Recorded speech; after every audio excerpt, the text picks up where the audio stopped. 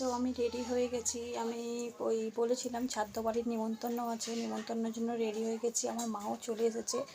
দেখো বন্ধুরা, আমার মা আর বাবাও যাবে, আমিও যাব।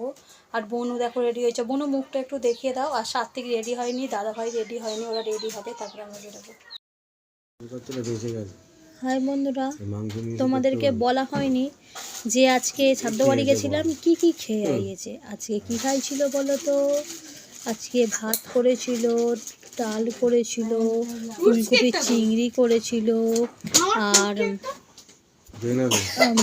মাছ করেছিল, তারপরে মাছের চপ করেছিল, আর করেছিল, দাঁড়াও বলছি, চাটনি করেছিল, পাঁপড় করেছিল, পায়েস করেছিল, মিষ্টি করেছিল।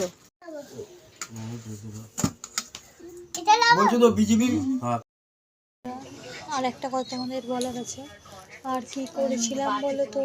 খাওয়া দাওয়া করে চলে এসেছিলাম, এসে সাত্বিক বদমাইশি করতে করতে খেলতে খেলতে শুয়ে পড়েছিল। আর আমি বিকালবেলা এখন বানাচ্ছি সয়াবিন আর রুটি তরকারি করছি, রাত্রিরের খাওয়া। আর ছাদ্য বাড়িতে যার গেছি, হয়তো ভিডিওটা করিনি, তোমরা হয়তো বলবে। দেখো, আমি আগেও বলেছি, এখনও বলছি, এবার সবাই ভিডিওটা, সব জিনিস সোশ্যাল মিডিয়াতে সবাই সবটা পছন্দ করে না, কিন্তু আমি চাই করতে, তোমাদের দিতে, কিন্তু এটা আমি করতে পারিনি। ঠিক আছে, কিছু মনে করো না, প্লিজ আমাকে ক্ষমা করে দিও। আমি সব ভিডিওটা হয়তো তোমাদের দেখাতে পারিনি। আর যা যা করেছিল তোমাদেরকে বলেছি। আর সকালবেলা সারাদিন রান্না করতে হয়নি, আর সারাদিন ছুটিতেই ছিলাম, কারণ কিছু কাজ ফাজ করিনি।